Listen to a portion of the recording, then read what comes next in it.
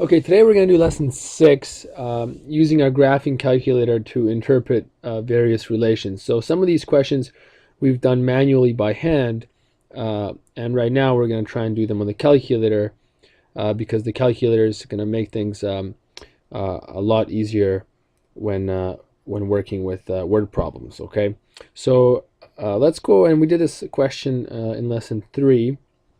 It says Lisa purchased a new car for $20,000.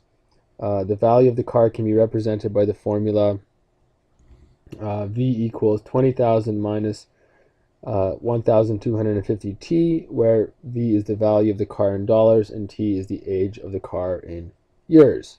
The hardest thing here is going to be figuring out how to set your window so you can actually see this graph on your calculator. Okay, a couple of things though that I do want to point out is that these are now real variables. Okay, V is the value of the car, and T is your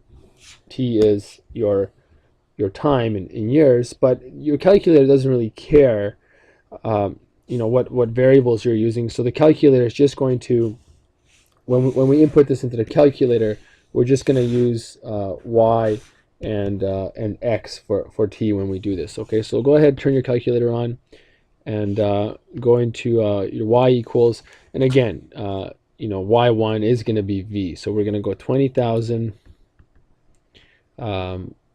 minus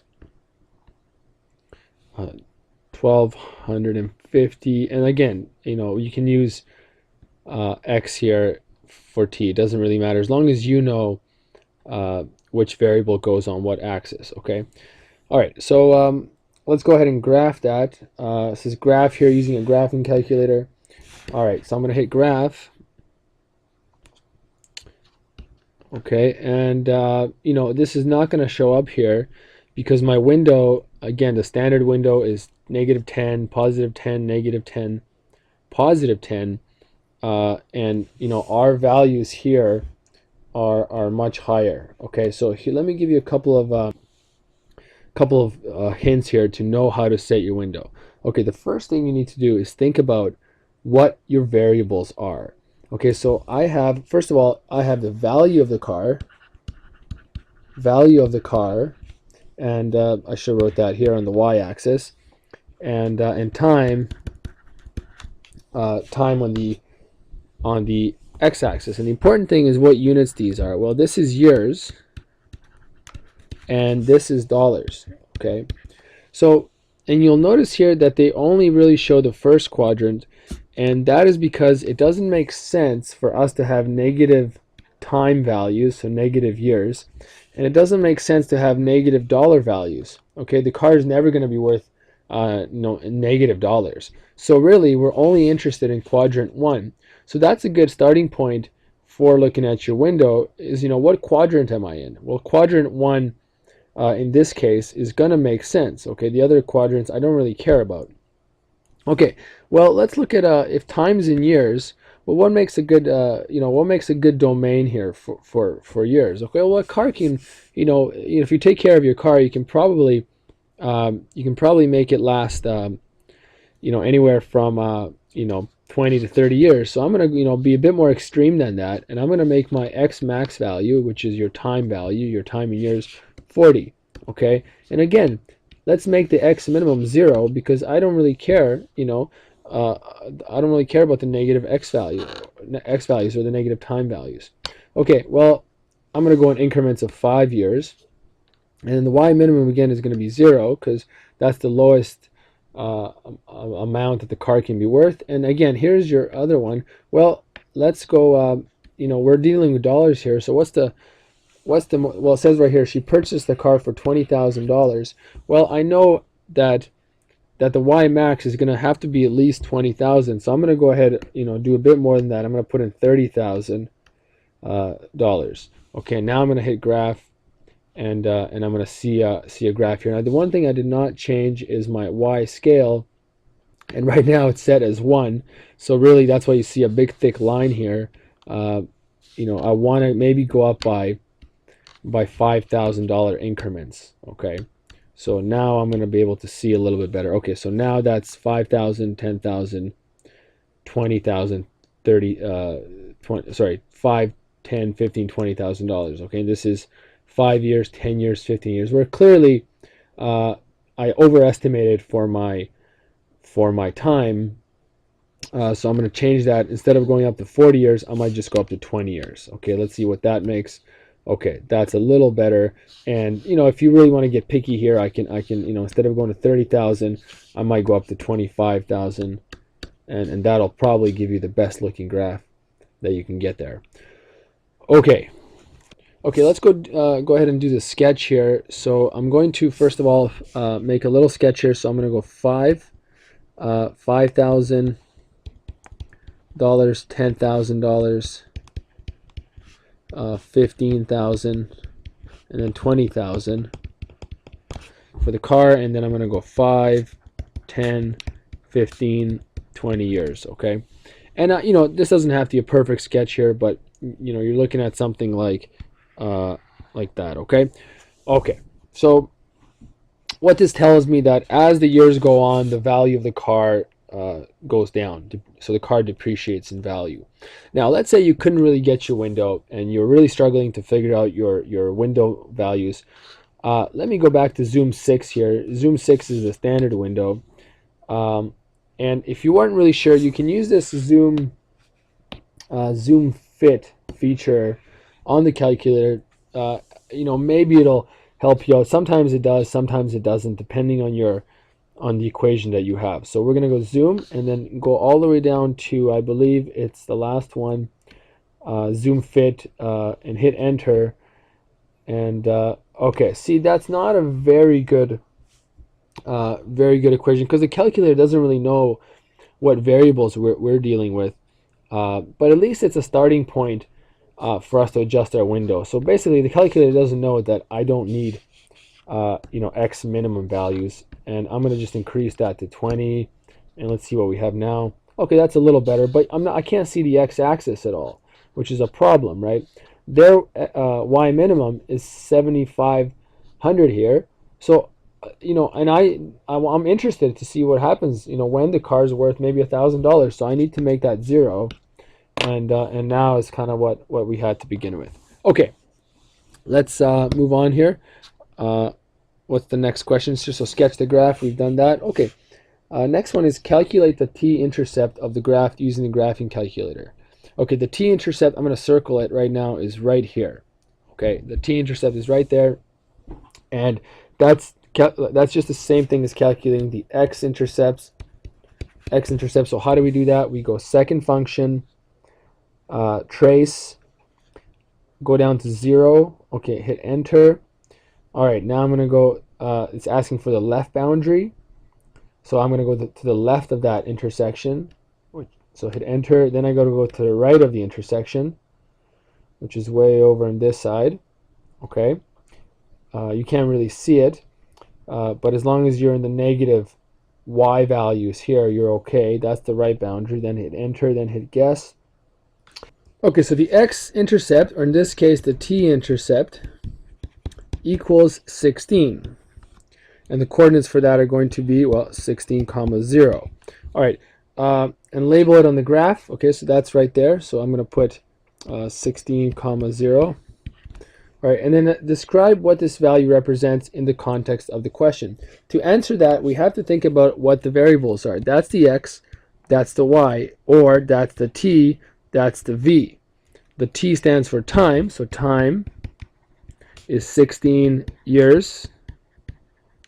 And the value, okay, the v, is $0. Okay, so what does that mean? Well, that means that the value of the car is 0 after 16 years of the car's life. Okay, so in other words, the car is going to be worth nothing after 16 years. Okay, not a very happy, thought. Okay, my car's 14 years old, so 2 more years and it's going to be worth $0. Okay, my poor car. I better get a new one. Okay, anybody want to buy it now? I'll give it to you for $2,000. Okay, all right, just kidding. Okay, question C. Calculate the v-intercept of the graph using graphing calculator and label it on the sketch. Well, let me first label it, okay? And that would be right, I'm going to do that in green here. That would be right over here. And what is the v-intercept? Okay, that one's a little bit easier to calculate. That one, I just calculate, it's the y-intercept. So second function, trace, hit the value. Well, we know that when x equals 0, that's the y-intercept. So 20,000. Okay, so 20,000. So let me go back down and label this. So the v-intercept is 20,000. Okay, and what does that mean? Well, the v again value, well, what are the coordinates? The coordinates are 0, 20,000. Okay, so what that means is that, again, thinking about in terms of t and v, well, when the car is 0 years old, or in other words, brand new, it is worth $20,000. So that is dollars. Okay, well, that's the situation you want to be in if you have a car. Okay, you want to have a brand new car that you don't have to worry about, and it's it's worth some money. Okay, as opposed to being worth $0. Okay. All right. Use the trace feature on the graphing calculator to determine what the car will be worth in 5 years. Okay, well, let's do that. Trace just gets you on the graph, gets the cursor on the graph. And now we're going to go to 5 years. Keep hitting the arrow to the right. Okay, I'm at 3.1 years, 3.4. So you got to keep hitting it until you get to 5 years. And that's probably right about there. So I'm going to round that up to 13,500. So $13,500. Okay, that's how much the car is going to be worth in 5 years. So you can see that how, the car depreciates fairly quickly here. Okay. All right, now let's look at the next one. Use the intersect feature of the graphing calculator to determine when the car will be worth half of the purchase price. Well, half of the purchase price of the value is going to be $10,000 because it started off at 20. Okay, so how do we do that? Well, here's the more difficult question. We can do this left and right, but that's not going to get us a very good a precise number. For example, I can get pretty close to 10,000, but not quite. That's probably as close as I can get, is right there. To get it exactly, you need to go back into your y equals, and you need to graph that value again. So 10,000. Okay, make another graph of 10,000. You should get, so that is y equals 10,000. And what that does is creates a line across 10,000. Now that intersect point is going to give me the x coordinate. So how do we get that? Second function, trace, go down to intersect, hit enter, and it asks you which curves do you want to calculate the intersection for. Well, that's the first one, that's the second one, and this is easy when you only have 2 curves. But if you had 10 different intersection points, it's really important to tell the calculator which graphs you want to do. Okay, hit enter, and there it is. So that intersection is 8, 10,000, and what that means is that that's 8 years, that's t, and that's the value. Whoops, I'm doing this in the wrong question here. So illustrate this on your sketch. So this will be 8 years, 10,000, and that is the coordinates. So to answer this question in full, you want to say the car will be half of the price after 8 years. Okay, let's go put that on the graph up here. Well, half the price is here, and then you go down to 10, and right there is the point we're interested in. Okay, halfway down. All right, write an appropriate domain and range for this function. Well, let's not use x and y here, so let's go domain. The domain is going to be, again, make sure you use t here, not x, because that is the variable we're working with. So t is greater than 0, but less than. Okay, and again, what was our when was our car worth $0? Okay, well, that happened after 16 years up here. So that's the maximum years the car can have. So the time is going to be 16 years there. So the domain is between 0 and 16 years. 16 years. The car can be 16 years. So the range, well, the range goes from, and again, it's the value of the car. So the range is going to be bigger than, well, bigger than $0, but less than 20,000, because that was the starting price. Okay, now if you think you got the hang of this, okay, go ahead and try this next one. You can stop watching and do it on your own at home. Okay, this is the only other question that we're going to do here.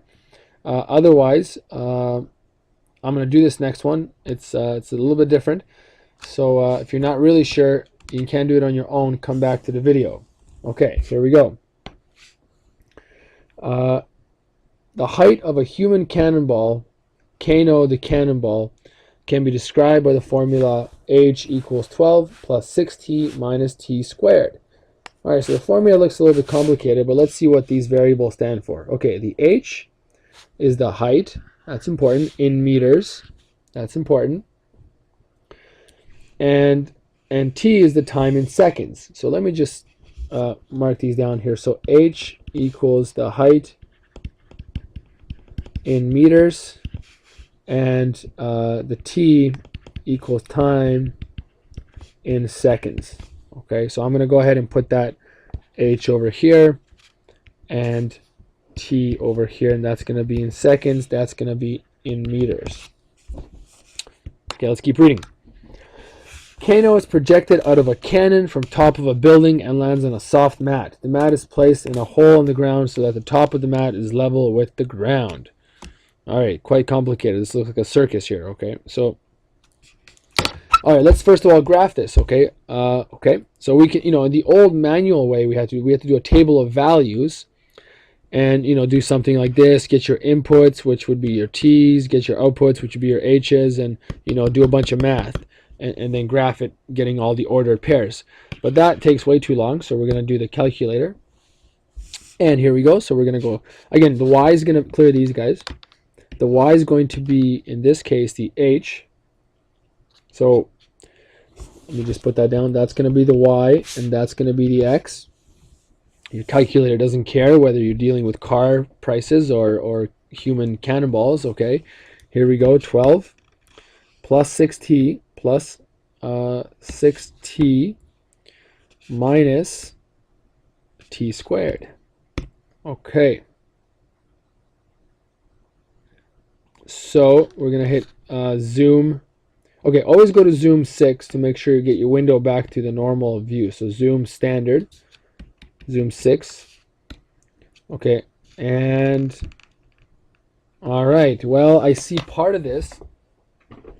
So how do I determine my window settings? Again, the window settings depends on your variables. Well, the time again can be negative, so I'm not interested in the negative x values. So let me go ahead and make those 0. X minimum is going to be 0. Okay, that's a little better. However, now I only see the landing here, and I certainly don't want to, once he lands, he's not going to go. This is the height here, and that's 0 height, so he's certainly not going to go below ground because he hits the mat. So I don't need to see the y minimum values. Make those 0. Y minimum, make those 0. Okay, hit graph now. All right, now it's a little better. However, I only see the end part of his path, of his flight. So let me see. So he clearly goes higher than this, higher than 10. So I'm going to increase my y max, which is your height. And let me do 30, see what happens. All right, and that's a much better picture. Now I'm going to change my scale, my y scale to 5, just to be a little bit clear. Okay, so he clearly gets launched, and it said he's on a building. So that's the building there. If you want to do a little diagram, let me sketch this here. That's his flight path. That's not a very good one. Okay, let me just do that again. So he's going to go like that, and if you want to add some diagram here, that's obviously the building.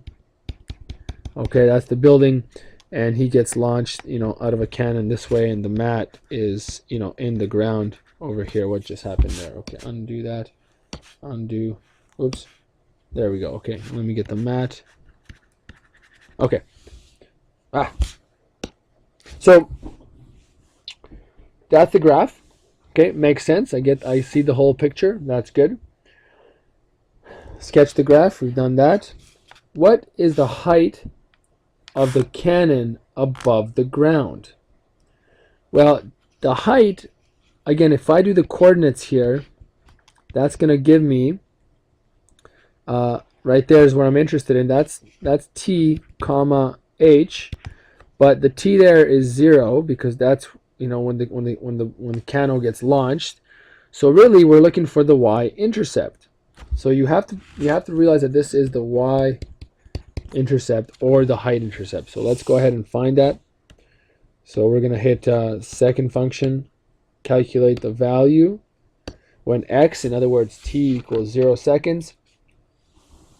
And the answer is 12, and that's 12 meters. Okay, so what is the height of the cannon above the ground?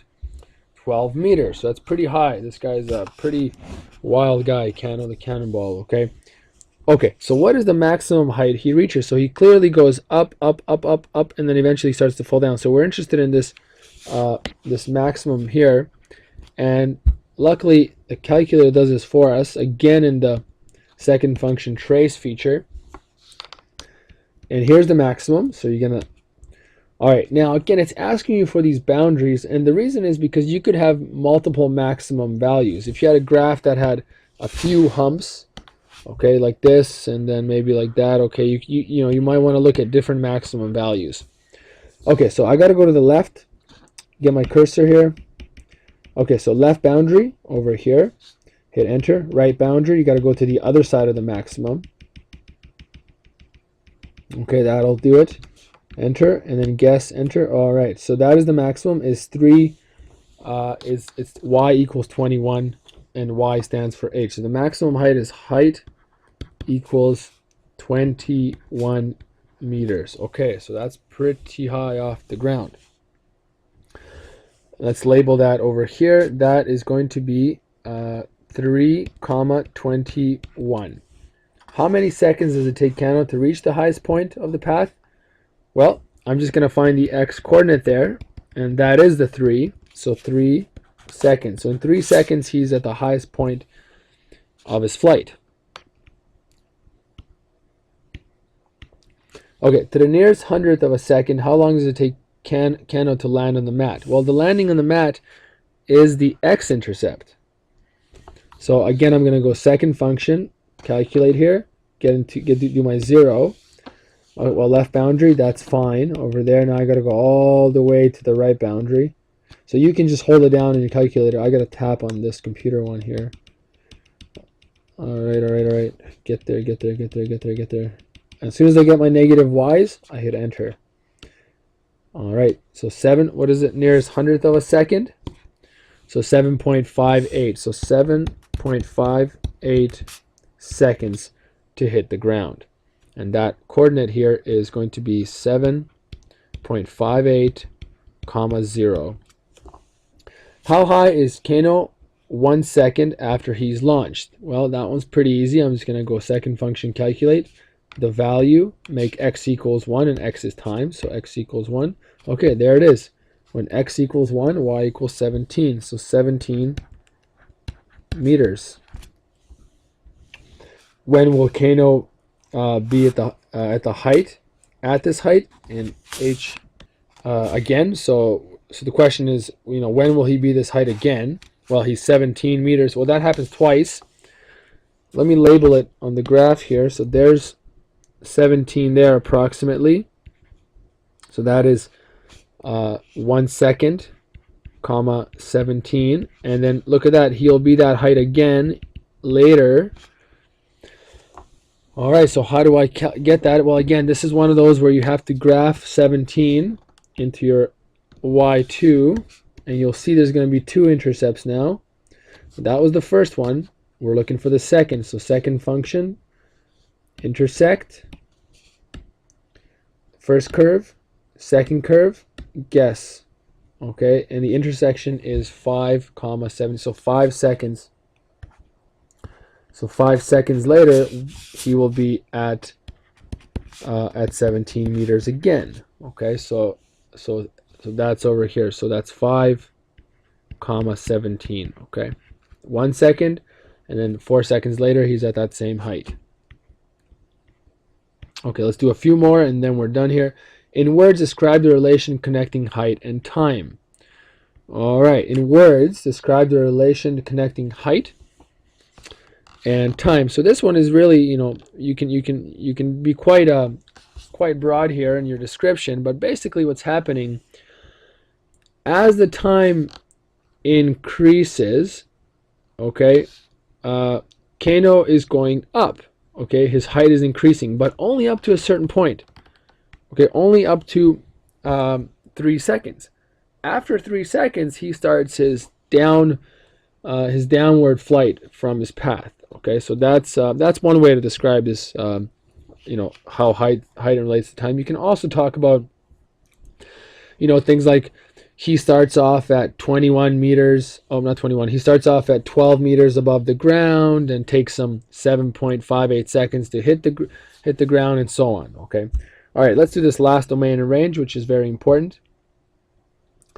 So the domain is time. Well, time is going to be greater than 0 seconds, and then until he lands. And then what was the landing? 7.58 seconds. Okay. So that's the domain, and the range is going to be the height, and the height goes from, again, 0, and be careful here, the height actually goes from 0 to the maximum height, and the maximum height is 21 meters. Okay, so there's your domain and range, and hopefully you got the hang of this video, and we will finish this lesson in class next time. Okay, see you everybody. Thanks for watching.